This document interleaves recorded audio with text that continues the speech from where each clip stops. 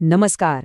महाराष्ट्र शासनाच्या महिला व बाल विकास विभागात एक जबरदस्त संधी आलेली आहे आणि जर आपण या परीक्षेची तयारी करत असाल ना तर मग हे विश्लेषण खास आपल्यासाठीच आहे. आज आपण काय करणार आहोत तर जी अधिकृत अधिसूचना आहे त्यातील प्रत्येक महत्त्वाचा मुद्दा अगदी सोप्या सरळ भाषेत समजून घेणार आहोत. तर मग ही संपूर्ण भरती प्रक्रिया समजून घेण्यासाठी आपण तिला 4 सोप्या भागांमध्ये विभागला आहे. पहिला भाग म्हणजे नक्की पदं कोणती आहेत आणि पगार किती. दुसरा, परीक्षेचा पॅटर्न कसा असणार आहे. तिसरा, मार्किंग सिस्टीम म्हणजे गुण कसे दिले जाणार. आणि सगळ्यात शेवटी, अंतिम निवड कशी होणार आहे. चला तर मग थेट पहिल्या मुद्द्यापासूनच सुरुवात करूया. चला तर मग थेट मुद्द्यावर येऊया. सगळ्यात आधी हे जाणून घेऊया की नक्की कोणती पदं आहेत आणि त्यासाठी पगार किती मिळणार आहे, कारण हेच तर महत्वाचं आहे, नाही का? ओके, तर आपल्या स्क्रीनवर आता अधिकृत अधिसूचनेमधला मूळ तक्ता दिसतोय. हे सगळं बघून अजिबात गोंधळून जाऊ नका. यातलीच सगळ्यात महत्त्वाची माहिती आपण पुढच्या स्लाइडमध्ये एकदम सोप्या पद्धतीने समजून घेणार आहोत. हे बघा, आता हे एकदम सोपं झालंय. जी मुख्य पदं आहेत ना, त्यात महिला व बाल विकास आयुक्त हे राजपत्रित गट अ मध्ये येतं आणि अधीक्षक, निरीक्षक आणि सांख्यिकी अधिकारी ही पदं अराजपत्रित गट ब मध्ये आहेत. आणि सगळ्यात इंटरेस्टिंग गोष्ट म्हणजे या सगळ्या प्रमुख पदांसाठी वेतन श्रेणी एकच आहे, S14, म्हणजे 38,600 ते तब्बल 1,22,800 रुपये. पगार आणि पदांची माहिती तर मिळाली. आता वळूया सगळ्यात महत्त्वाच्या भागाकडे, परीक्षेची रचना. कारण आपली सगळी तयारी याच भागावर अवलंबून असणार आहे. आपल्यासमोर पुन्हा एकदा अधिकृत अधिसूचनेतला परीक्षेचा तक्ता आहे. यात सगळे नियम दिलेले आहेत. चला, यातले जे महत्त्वाचे मुद्दे आहेत ना ते एक एक करून समजून घेऊया. तर ही परीक्षा 2 पेपर्समध्ये विभागलेली आहे.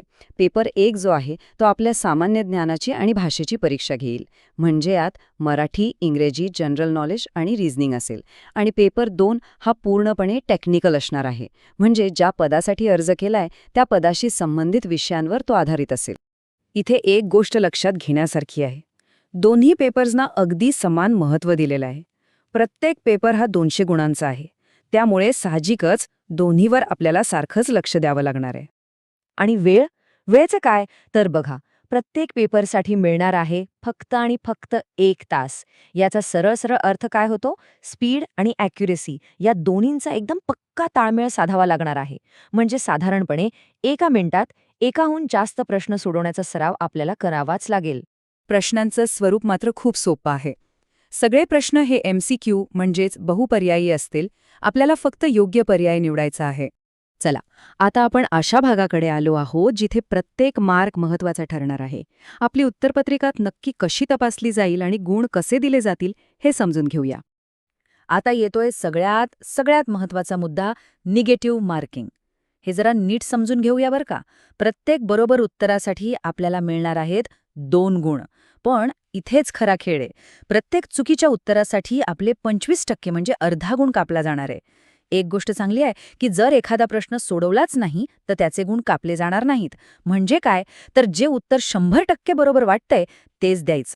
सोप्या भाषेत सांगायचं झालं तर अंतिम स्कोअर म्हणजे बरोबर उत्तरांचे एकूण गुण वजा चुकीच्या उत्तरांचे एकूण दंडगुण. एकदम सरळ आणि सोपं गणित आहे. ठीक आहे, परीक्षा झाली, निकालही लागला. पण त्यानंतर काय? आता आपण निवड प्रक्रियेच्या शेवटच्या टप्प्याकडे वळूया. ही जी प्रक्रिया आहे ना ती खूप पद्धतशीर आहे.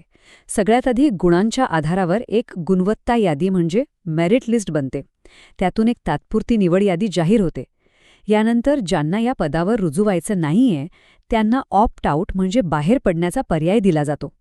आणि मग त्या रिक्त जागा विचारात घेऊन अंतिम शिफारस यादी सरकारकडे पाठवली जाते. तात्पुरती निवड यादी म्हणजे नक्की काय असा प्रश्न पडला असेल. सोप्या भाषेत सांगतो, ही एक प्रकारची वेटिंग लिस्टच आहे.